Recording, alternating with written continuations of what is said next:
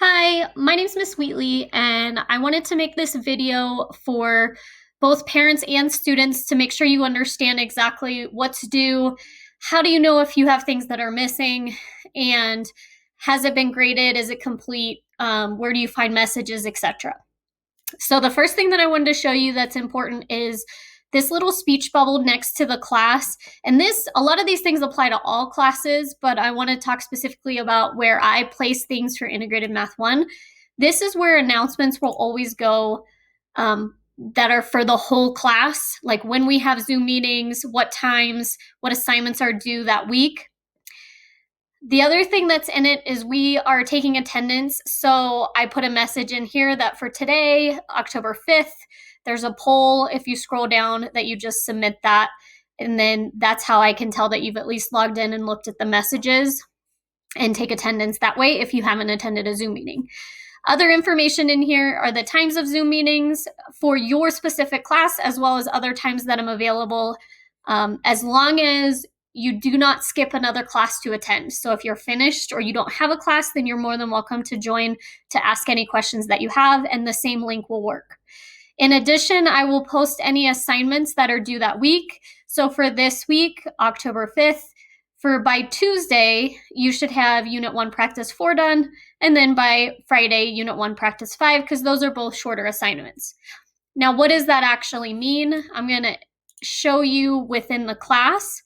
So under Integrated Math 1, if we hit the plus sign over on the side, it's going to open up these, but to get to the playlist, you need to select Playlist Browser, and you will see the playlist show up. For this class, we will always use this Integrated Math 1 playlist from now on while we are in class or virtual. That's where I'll post any of the assignments. Before I get to this, one of the things I also want to show you is if you're keeping track or you want to see what's the next activity that'll be up, that'll show up here. But you also can see your missing assignments right here on the side, as well as if you look in the playlist. So right now we're on Unit 1. If it's not showing, hit the plus sign over on the side and it'll show all of the activities within that. So far this year, we've been in about 6 weeks, and I've only assigned 4 assignments because I know with the transitions, it's been difficult. So as of right now, assignments Unit 1 Practice 1 through Unit 1 Practice 3, including the vocab quiz, those first 4 activities have been assigned.